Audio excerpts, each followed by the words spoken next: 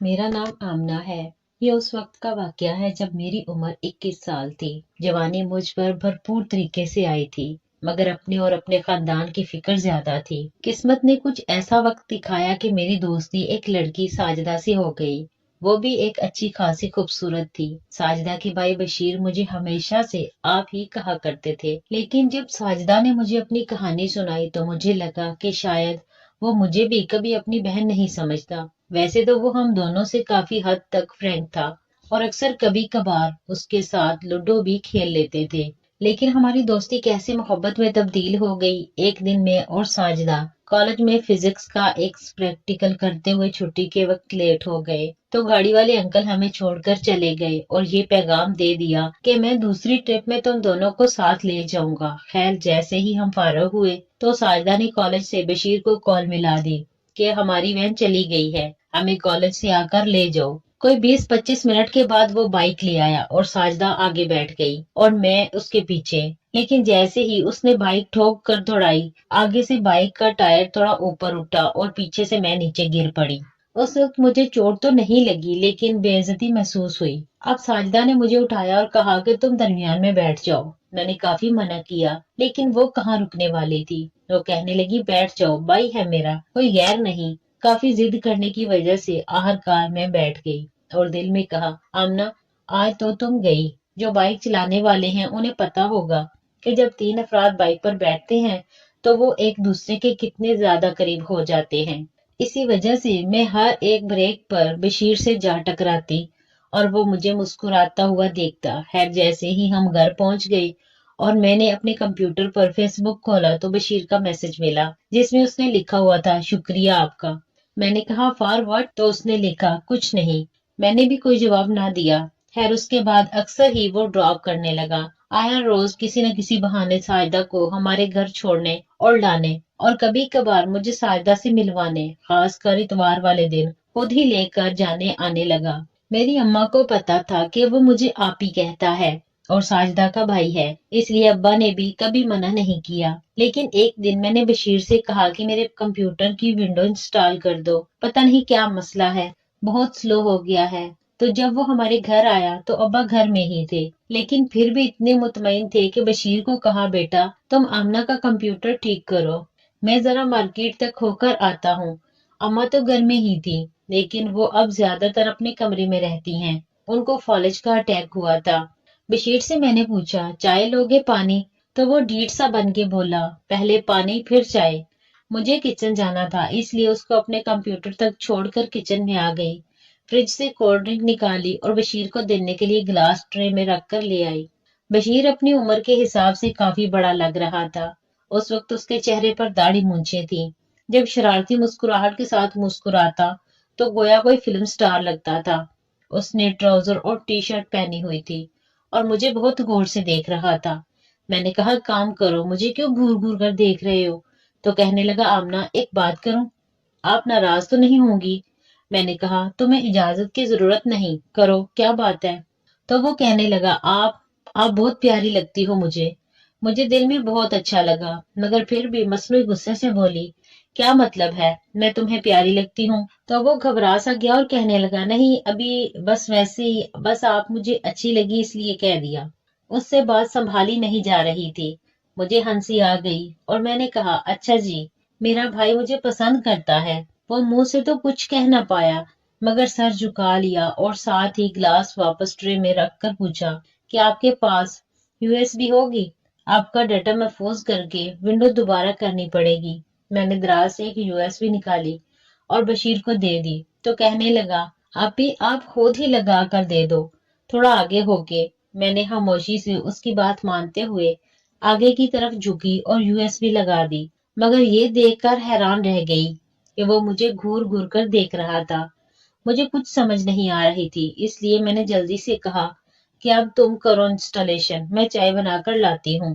میں جیسے ہی پیچھے مڑ کر واپس جانے لگی تو اس نے میرا ہاتھ پکڑ لیا۔ بہرحال جیسے تیسے میں نے اپنے آپ کو سنبھالا اور بشیر سے ہاتھ چھڑا کر باہر نکل گئی۔ اب یہ بات کنفرم ہو گئی تھی کہ اگر وہ مجھے آپ ہی بھی کہتا ہے تو اس کی سوچ ٹھیک نہیں، اسی لیے میں نے جاتے جاتے اس سے پوچھا کہ مجھ میں کیا بات زیادہ پسند ہے؟ سوچ کر رکھنا मैं अभी आती हूँ। मैं अम्मा के लिए चाय लेकर उनके कमरे में देने चली गई। अम्मा को बशीर के आने का पता ही था। कहने लगी कि तुम्हारे कंप्यूटर को आए रोज कोई ना कोई मसला ही रहता है। मैंने कहा अब अगर विंडो हो गई तो फिर नहीं हुआ करेगा। अम्मा ने पूछा कि कितना वक्त लगेगा, कपड़े प्रेस करने हैं।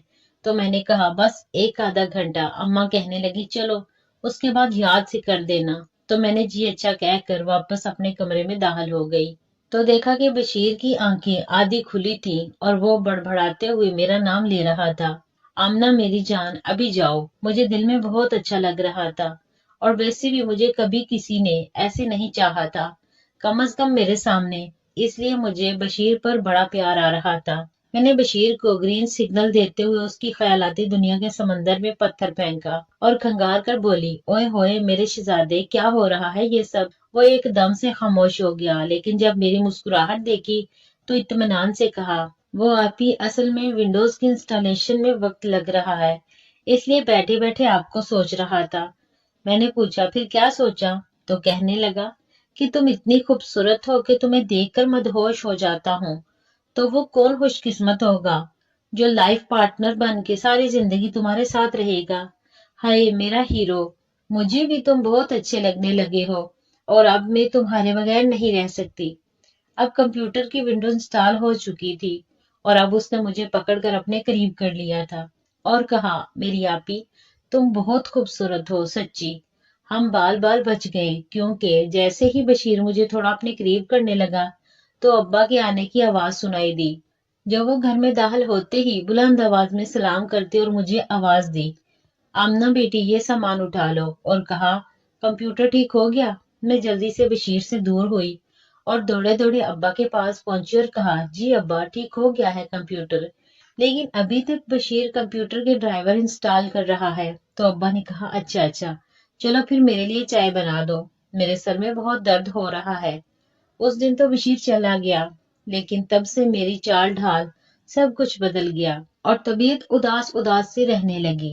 अगरचे मेरी नजरें नीची रहती थी, लेकिन मुझे प्यार वाली नजरों को बगैर देखे महसूस करने का हुनर आ गया था।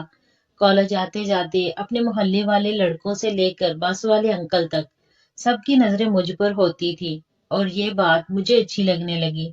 मेरी सारी फ्रेंड्स मुझे हंसाने की बहुत कोशिश करती, मगर मुझे सुकून नहीं मिल रहा था।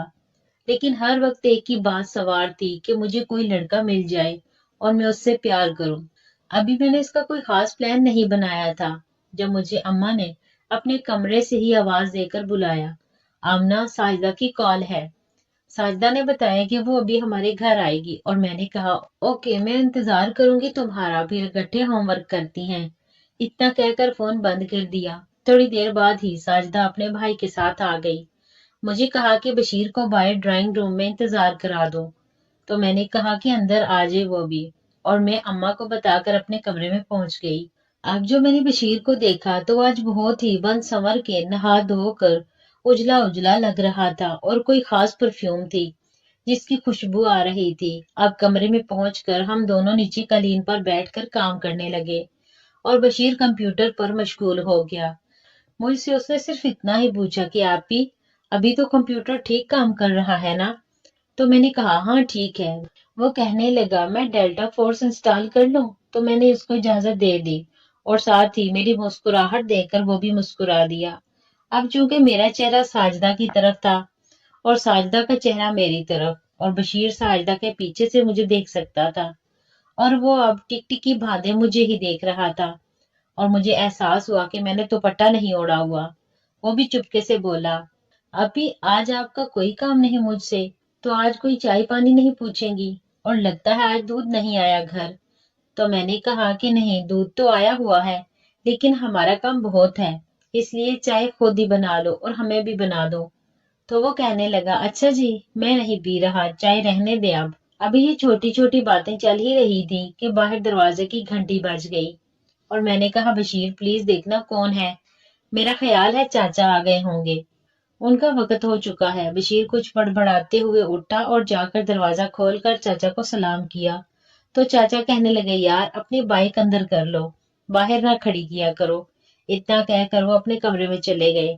बशीर ने बाइक अंदर कर ली और फिर वापस अपनी जगह पर आ गया اور اب کی مرتبہ اندر آتے ہوئے اس نے جان بوجھ کر مجھ سے پاؤں ٹکرایا اور کراس کر کے کمپیوٹر پر جا بیٹھا۔ وہ مجھے دیکھ کر مسکرا کر بولا، آمنہ، آپ کے چچا کتنے سیریس رہتے ہیں، جیسے باہر کسی سے لڑ کر آئے ہوں۔ تو میں نے کہا کہ نہیں، ان کی شخصیت ہی ایسی ہے، وہ زیادہ باتیں نہیں کرتے، اور تم بھی اتنی باتیں کیا کرو جتنی تمہاری عمر ہے۔ اب ساجدہ بول پڑی، اپنی عمر سے بڑی باتیں صرف باتیں نہیں، حرکتیں بھی کرتا رہتا ہے، اور یہ مجھے بھی اپنے ساتھ مروائے گا۔ لیکن اس سے زیادہ بشیر کے سامنے کھل کر بات کرنا مجھے اچھا نہیں لگا، اس لیے میں مسکرا کر خاموش ہو گئی۔ اور اب بشیر مجھے گھور رہا تھا، تو ادھر کام کرتے کرتے جیسے ہی ساجدہ نے مڑ کر بشیر کی طرف دیکھا تو اس کو سب کچھ سمجھ آ گیا، اور وہ بولی کہ کب سے چل رہا ہے یہ چکر؟ میں نے کہا کہ مجھے نہیں پتا، اپنے بھائی سے پوچھ لو۔ تو اس نے جیسے ہی بشیر کو دیکھا تو اس نے کہا کہ بھائی، آج ہی دل کر رہا تھا کہ آمنہ کو دیکھتا رہوں، اور چچا نے مجھے آواز دی، آمنہ آج کھانا نہیں تیار ابھی تک؟ تو میں نے کہا کہ ابھی لاتی ہوں۔ کھانا دینے کے لیے گئی تو چچا کہنے لگے کہ تمہاری دوست ساجدہ آئی ہوئی ہے، اس کے بھائی کو دیکھا میں نے۔ تو میں نے کہا جی، وہ پڑھنے کے لیے آئی ہوئی ہے، صبح ٹیسٹ ہے۔ چچا کہنے لگے کہ آمنہ پلیز ساجدہ سے دوستی کرا دو، تم جو مانگو گی میں وہ دے دوں گا۔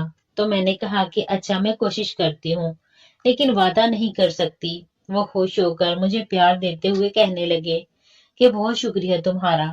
تو میں اپنے کمرے میں واپس آ گئی۔